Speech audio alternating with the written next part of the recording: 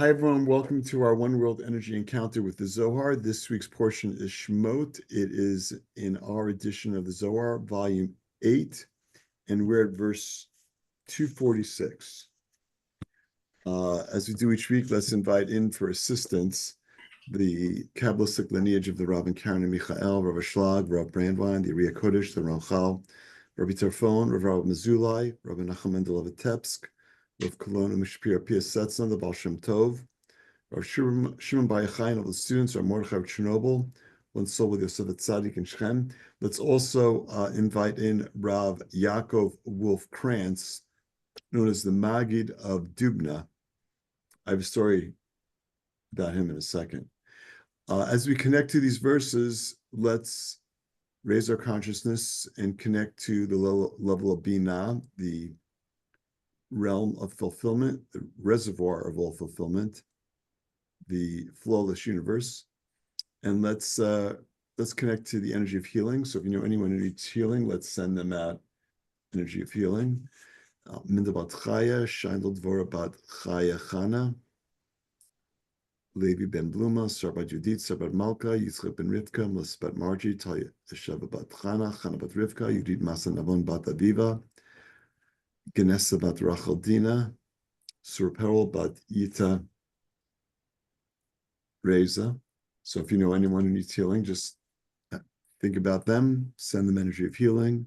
You can say their name out loud or to yourself. Also, let's send energy of assistance to those souls that we know are in the first 12 months of their elevation. Also, let's connect to the energy of Havat Chinam, unconditional love, treating everyone in the world with human decency, ending the wars in our world between Russia and Ukraine, between Israel and its neighbors. Let's have in mind also the safe return of all the hostages. So that's a deal that's on the table. Looks like it's going through. You never know. But remind ourselves consciously that we've been connecting to the Zohar with the consciousness of having that deal go through, and it is going through. It looks like it was all taken care of by the politicians and diplomats, but that's not the way things work. So I don't know what our role was, but it definitely played a role. It continues to. Let's also connect to the energy of protection from evil eye and evil speech, removal of negativity and chaos from our world, and also sending energy of comfort and protection to everyone in LA who have lost their homes, lost their possessions, and are still under the threat of those wildfires. Okay, verse 246 in volume 8. Again, it's the beginning of the second book, Shemot.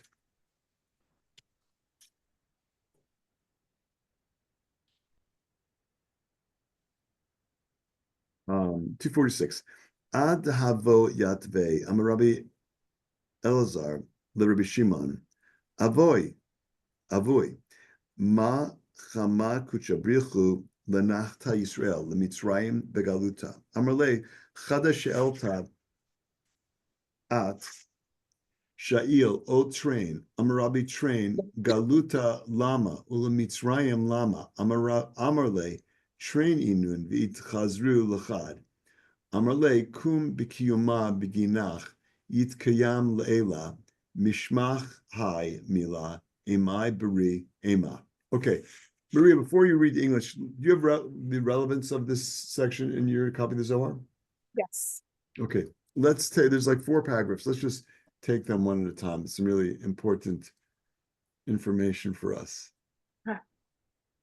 The term Israel is coded for the human soul. The person who successfully nullifies the base impulses of his body in favor of his longing of his soul. Okay, so, educationally, culturally, the term Israel might conjure up a lot of thoughts. In the context of Kabbalistic study, Zohar study, spiritual study, the term Yisrael means something else. It's code for the human soul. So when we see it come up, that's what we need to be thinking. It's code. It's not ethnicity. It's not the region you hail from. It's not who you were born to. It's what kind of soul do you have? So a really important distinction for us to make in the context of the work that we're doing. And what kind of soul is it? Well, it's a person or a soul that rises above nature. Rise above nature. Yeah, our nature is our desire to take care of ourselves, the desire to receive for the self alone. That's our nature. Your soul is here, navigating reality with a physical body that has needs. And we need to take care of those needs, but we want to take care of those needs in the context of sharing, desire to receive for the sake of sharing. We want to use those needs to benefit the world. And in our world, that's the difference between positivity and negativity. Negativity is sometimes taking everything for myself, desire to receive for the self. Positivity is I have a desire to receive, but it's to benefit the world. I'm going to benefit from it, but it's in the context of helping the world. So just a very important foundational concept to understand and to internalize to most effectively engage in the study of Kabbalah and the study of the Zohar specifically. Any questions about that? Okay, let's continue. The other nations of the world correspond to all of our negative desires born of ego. Nothing wrong with that. It's natural. It's natural to just go by your nature. It's literally your nature. So there's a distinction between Israel and the other nations is a distinction as to what you're doing with your consciousness. Not the clothes you wear, certainly not the color of your skin, certainly not, where you hail from. None of that. It's your consciousness. In context of the Zohar and spiritual study, that's the difference between the children of Israel and the rest of the nations.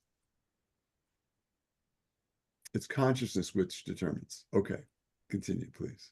Negative angelic forces govern and incite these negative urges, whereas the light of the Creator inflames the light of our soul. Okay, so there are at least two karmic influences. Maybe karmic that's one way to describe it. Let's say supernal influences beyond physicality. There are other entities out there. So there are negative angelic forces, other forces, which will try to turn up the volume on our desire to receive for the self. They're out there. The work that we're doing in studying the Zohar is to remove those negative urges that we have, to nullify those negative urges. It's not like we're not going to feel things, we are. But to a great degree, it's our ability to hit the pause button and not let our negative urges create the reactivity that we know we have. This is rising above that reactivity. David, can you expand on it says the negative angels will incite these negative tendencies. So what is it, right, in our 1% world, what does that look like? What's going on? It's like a little whisper you hear in your head. Hey, better watch out for yourself. Grab the biggest slice of pizza. Right. So like when we say to ourselves, it's not that bad. Well, we're not saying to ourselves. No, We're listening. That negative angelic force camouflages itself so much so that we think it's us. It's not. And it's an important conscious distinction to make. It's like we're the listener, we're not the voice that we hear. So that's one example. It might show up as someone saying something to us. Just like the same voice that we hear in our head might actually come from a person. But part of, it's, I mean, what, a lot of that voice that we hear in our head, it's like, it's like the monkey brain. It's like your ego is just, chatting away all the time and drowning out that voice of the soul. Which is why sometimes it's easier for us to see when other people are not overcoming their nature and hard for us to see it. You can see it, but with us, we have all this agenda. So part of what we're doing is making those very important distinctions of when it's soul and when it's what we call the Satan or negative angelic forces of trying to inflame that desire to receive for the self. It happens all the time. I was insulted. Was I though? Or was it their need to express themselves? Does my opinion of myself change with what someone says? I mean, yeah, it kind of does.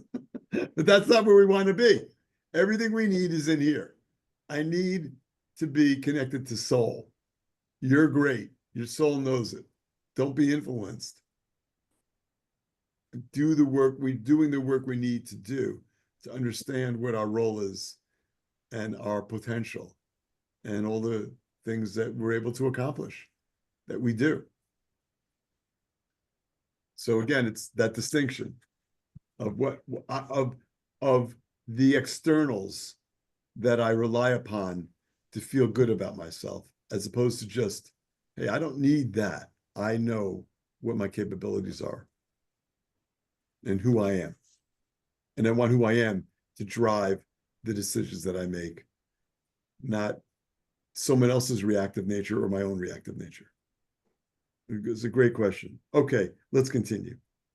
Using the power of the three-column system, the free will resist selfishness. We can purify ourselves and gain freedom from our egocentric and self-indulgent inclinations. Okay, so again, the three-column system is chesed, gevurah, tiferet, mercy, judgment, balance. So when we realize that too much mercy might be an issue, not enough judgment might be an issue, too much judgment can be an issue also, too much mercy, not enough mercy.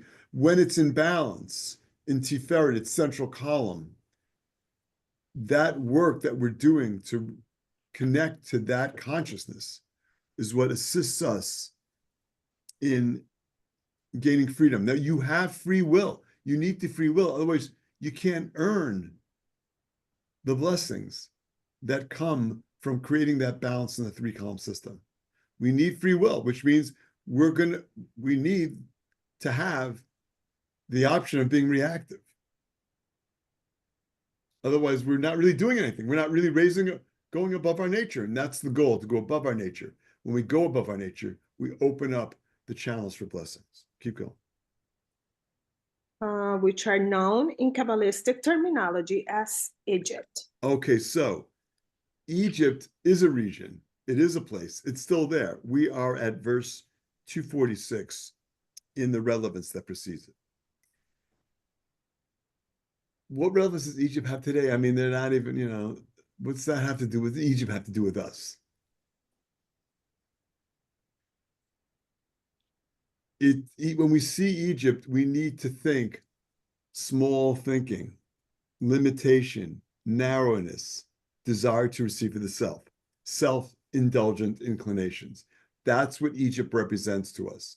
And that's the story that we'll be reading each week for a while until we leave Egypt, until we rise above those self-indulgent inclinations. But there's a process for rising above those self-indulgent inclinations.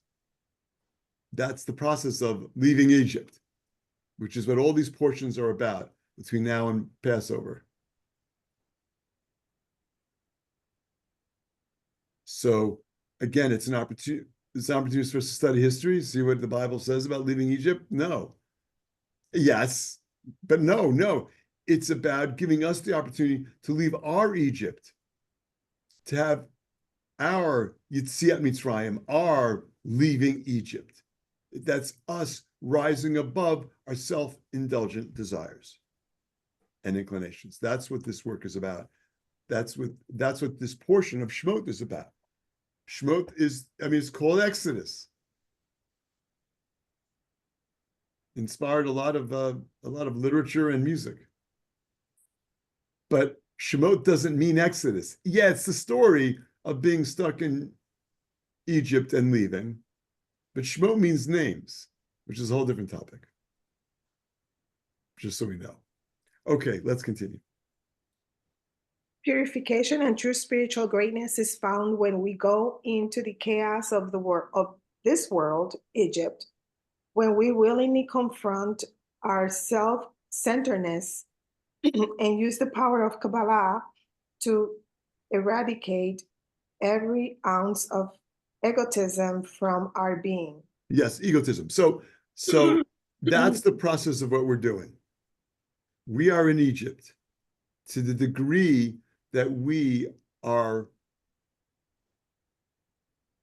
engaged in those inclinations, those self-indulgent inclinations, the self-centeredness, the ability to see my reactivity, the inability to see my neededness, the inability to see my desire for recognition, the inability to see that the reason why I'm so desirous of love is because I don't have enough self-love. The inability to see my reactiveness, the inability to see my attachment to externals, the inability to see my attachment issues. Oh, we could go on. It's normal. It's normal. We all got them. It's, let's not looking at it. It's not bad. It's just limited. It's just, we want to grow beyond those things to create a better world for ourselves and a better world. Okay, keep going. We attain purification from the light cast through these ancient verses. Okay, so it's one thing to intellectualize it all, which is what I'm doing as we're going through this and explaining it. It's another thing to actually light your soul up. It's another thing to understand that these verses themselves assist us in that purification. How does that work? I mean, if you told me I should take a drug, that make more sense to me. But how does it work? Just by reading this, because these words are infused with energy from the realm above, which is not an easy concept. These verses are infused with energy of purification. And so the very thing that we're describing is the very thing that we're achieving, enabling us to remove the blockages of the ego, of our self-indulgent desires, and connect more fully to our soul. That is what we are doing. And in the context, channeling blessings for the world. Go ahead. The perfection that has been our destiny since the birth of the cosmos is achieved through our interaction with the letters composing this passage. Okay, so again, this is our destiny. This is why are here. This is your soul's purpose, is to remove your blockages. Like, how do I make the world a better place? By overcoming your blockages, by overcoming your self-indulgent desires, by being a being of sharing. That's how we make the world a better place. Okay, let's go to the English for. Can someone take over my reading? I have to call in the office real quick. Yeah, no worries. I'll do it, David, if you want. Thank you, Peter. Okay, Peter, can you read the English for 246? Yep. While they were still sitting, Rabbi Elazar said to his father, Rabbi Shimon, "Why did the Holy One, blessed be he, cause Israel to go down to Egypt in exile?" Okay, so father and son, Rabbi Elazar and Rabbi Shimon, are sitting around. What is sitting? Why does Zohar have to tell us that they were sitting? Isn't that just understood? Can we just understand that? I guess they could be going for a walk also, but what's the spiritual significance of sitting? So if you go to connections, if you go to Saturday morning or Friday night services, or, you'll see that Sometimes we're standing, sometimes we're sitting. Why are we standing and why are we sitting? Why can't we just be comfortable? So generally speaking, you might think that when we're standing, it's like a more holy time in the service. You might think that. Maybe that, at some level, maybe that's true. But what it is that when we stand, we are literally raising our consciousness. Here's your consciousness. We're raising our consciousness. We're hoping the spiritual follows the physical. We're taking a physical. In this realm, you need to do things physically to open up channels. We must engage physically. That's the way this world works. So when you stand up with the consciousness of raising your consciousness, you are raising your consciousness. Okay, that's great. What's the deal with sitting? When we're sitting, we're grounding ourselves. It's important to be grounded. If I'm not grounded, I can't raise my consciousness. I'm distracted. So grounding is something that we should think about all the time. Maybe we do it through meditating. Maybe we do it through taking a walk in nature. Maybe we do it through our artwork or through music or just, having a cup of tea. But grounding is super important because it's where we need to be to raise our consciousness. So in the services, we're constantly grounding ourselves and raising our consciousness. And throughout our day, we have opportunities to ground ourselves and raise our consciousness. Just even falling still for 5 minutes, closing your eyes and just focus on your breathing and trying to just turn off the monkey brain. Slow things down. Appreciate what's going on. There's so many things that go on to take our consciousness away from all the things that are positive that are going on that we need to appreciate. We all confront this every day. So here's an opportunity to connect to the grounding that these were not two ordinary souls. These were two of the most elevated souls that ever walked the earth. Here's an opportunity for us to participate in the grounding that they engaged in.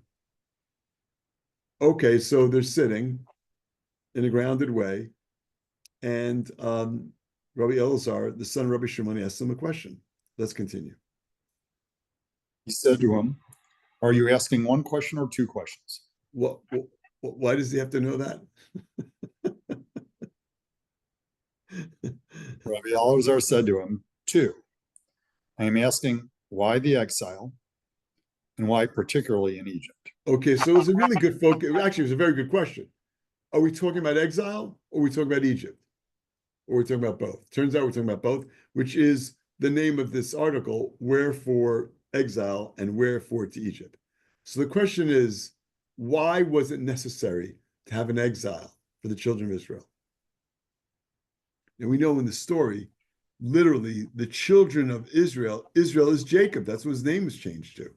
His children, who become the 12 tribes, go from Canaan, Israel, the land of Israel, literally Jacob's land, the land of Israel, and go to Egypt. Why'd they go? Because there was a famine. And it was destined that they would go, which is why Joseph was already there running the show, running the country. So why did they have to go into exile, and what was unique and special about that particular region of Egypt? Go ahead. Rabbi Shimon said to him, they are two questions that result in one question. Oh, you think you're asking two questions, but actually really only asking one. Rabbi Shimon said to him, establish yourself, that is, in your level. What kind of question is that? What is he saying to him? Establish yourself. Why can't you just answer the question? He knows it's really one. Sounds like two. He knows it's really one question. Why is he telling his son to establish yourself? Go ahead, keep going. Because of this, you will be established. Wait, did I miss one? Rabbi Shimon said to him, establish yourself, that is in your level. Because of this, you will be established above in the heavenly yeshiva. Speak in your name. Speak up, my son, speak up. What is going on? Didn't he just tell him? The question, what kind is the non-responsive answer? Sounds to me. We hear those things all the time. So what he's telling him is that, and this is like a really important lesson. They're not just having a conversation. They're opening up channels in the upper realm. When you unpack supernal wisdom, when you look beyond the literal narrative, you are making a connection to the upper realm. I'm not just talking about Rabbi Elazar right now or Rabbi Shimon. I'm talking about us. When we do pause, when we ground ourselves long enough to shut off that narrative in our head that's just trying to get us to make impulsive decisions, reactive decisions. When you can tune that out, you have the ability to make decisions and see the deeper significance of what's going on. So a major takeaway for us here is to grow in our ability to see that deeper reality and to make more appropriate decisions about what's going on. And to a certain degree, aligned with a lot of things we've been talking about this week, it's opening up your intuitive channels. Like ultimately, that ego we're trying to overcome, those negative angelic influences are trying to get in the way of us connecting to our intuition. So when he's saying establish himself, he's saying connect to your soul, connect to the level that your soul is at. Filter out those distractions. So again, for us, it's the opportunity to go approach life. I mean, not serious. I mean, serious, but I mean, it's not like it's not fun along the way, but to approach is to understand the deeper significance of everything that's going on. Again, to rise above those negative angelic influences, to connect to soul. Speak in your name. Your name is a reflection of your soul. And so when you're connecting to your soul, again, you're rising above those negative influences of the other side. That's what we mean by establish ourselves. That's what he means here. And that's the benefit that we have also here, that we're connecting to. A deeper soul connection, an authentic soul connection, an opportunity to connect to your soul and to speak your truth, not say what people want you to hear, not say what your ego is telling you to say in a reactive way, but speaking your truth.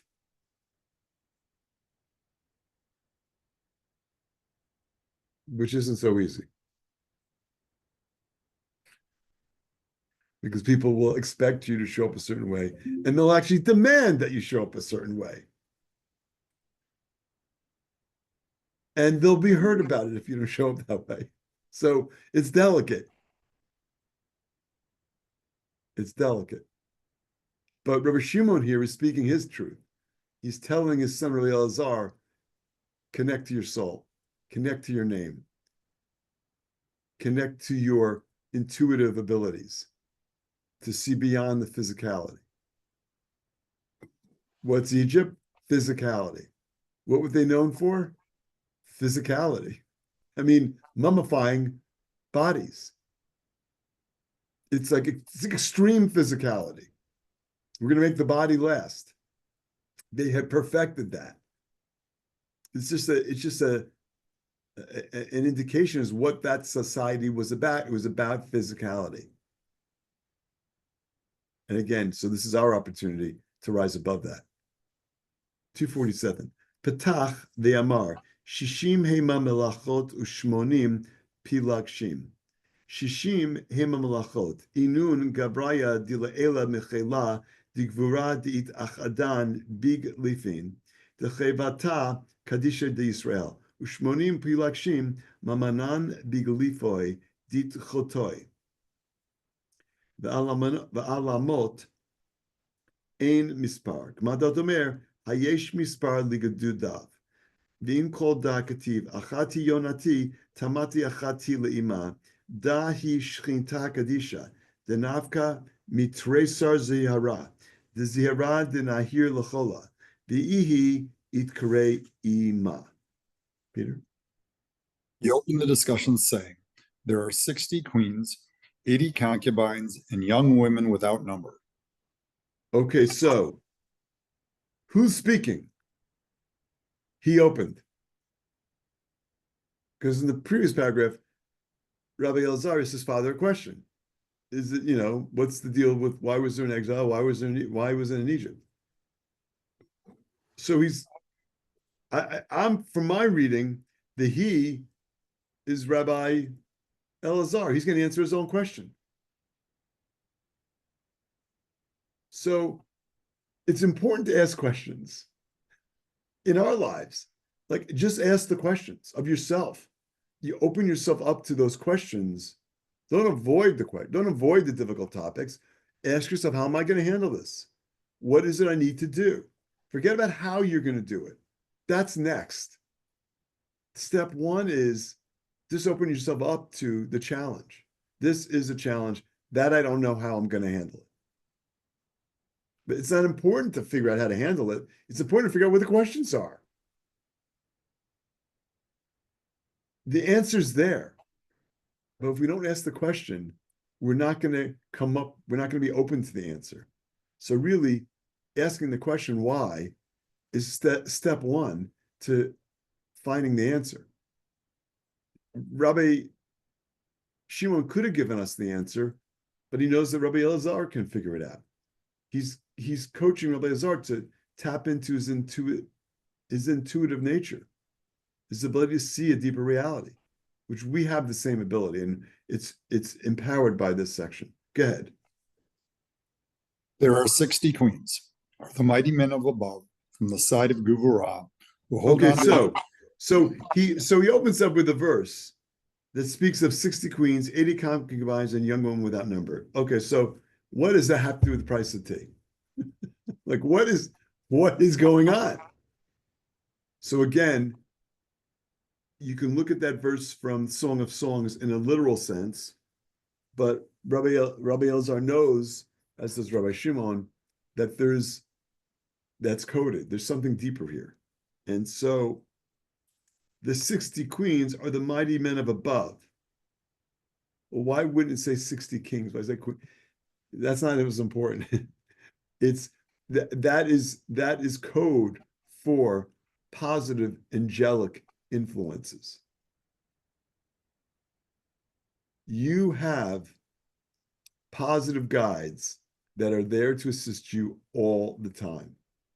And part of the way we need to open up to in tapping into our intuition is to open ourselves up to this idea that there are positive guides that are out there to help us. All we need to do is let them know that we're looking for their assistance, that we're looking for them, asking them to send us information, to send us answers, to send us hints, to send us messages, to help us. So right here is an opportunity for us to open ourselves up to and ask for help from our guides. They can be angels, they can be people that we had connections to who have moved on to the upper realm. They're there to help us. They're waiting for us to ask. Well, why do we have to ask? Why can't they just help us? Because if we don't, they could, but they'd be wasting their time. When you ask, you're opening yourselves up. Just like asking the question why about trying to solve something. When you ask for help, you're opening yourself up to hearing it. You're now open to hearing it. And your monkey brain, the influences from the other side are not going to be in the way as much because you're now opening yourself up to hearing that special channel. Let's continue. Who hold on to the inscriptions, meaning the exteriors, of the holy living creature of Israel, which is Malchut, and are therefore named after it. Yes, Named, yeah, probably, that's a typo. probably named after it. Yes, 60 queens. okay. Go ahead. They are the angels who are appointed over the nations, as written further. Okay, so each of those nations, remember in the introduction, we talked about what's the distinction between Israel and the other nations. It's not an ethnicity or region, not based on regions. It's based on consciousness. So these 60 queens are those who are appointed over the other nations. Let's continue. I'll point out that there's 70 nations. So Yes, I know the numbers don't add up. Oh, poor us with our linear thinking. I mean, it doesn't add up. You're right, but I'm just saying. I'm with you. And 80 concubines are the angels who are appointed in the inscriptions of the queens, which are under the 60 queens. Okay, so there's 60 queens, and then there's the concubines. So there's what looks like a hierarchy. Maybe it is, maybe it isn't. I don't know. It looks that way. Our brains process hierarchies. We live in a hierarchical system, so our brains process based on the understanding of hierarchy. So it may or may not really be that way, but it helps us to understand it. But remember that when we speak about the upper world, it's not out there higher in the sky. It's here. It's deeper. It's the deeper reality. Go ahead. Therefore, they were called concubines and not queens.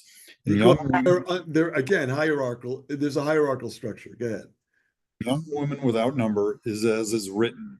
Is there any number to his armies? Okay, and then there's below them young women without number. There's an unlimited amount beyond them of angelic influences. I think it's a Zohar that says this. Every blade of grass has its own angel. So it's a superstructure of supernal energy consciousness, the realm of angels. Go ahead. Yet it is written, my dove, my undefiled is but one. She is the only one of her mother. This is the holy Shekinah. Within the superstructure of angels is, as we will see, the Shekhinah, which is an aspect of the Creator, a feminine energy aspect of the Creator. What's primary responsibility of the Shekhinah? To guard and support the children of Israel. Read those with an enhanced consciousness of overcoming their nature. So when you overcome your nature, when you are Yisrael, you have a direct connection with the Shekhinah. So as I've often pointed out, today is Friday. The energy of Shabbat is already infusing our world. Right before Shabbat comes in, roughly 18 minutes before sunset, when we light candles, the person who lights the candles is ushering the Shekhinah into your home. So one of the reasons why we want to light candles is to do it with the consciousness of bringing that positive angelic influence into our home through the lighting of candles. It's like we're connecting to the energy that's only available one day a year. So usually it can be anyone to light the candles, because could be a male or female, doesn't matter. But since women have a higher spiritual inclination, they're the ones who are primarily responsible for lighting the candles. Just so we're clear. And then, before we start the Shabbat meal, one of the things we do is we sing the song Shalom Aleichem, which is literally greeting the angels, inviting them into our home, asking them to bless us, and then sending them on their way. It's not just a cute song. It's a great song. It's not just that. It's us participating in the supernal super structure of positive energy consciousness, otherwise known as angels, that are available to us at that time. Okay, let's continue. This is the holy Shekinah that emerges from 12 lights. and is the shine that illuminates everything.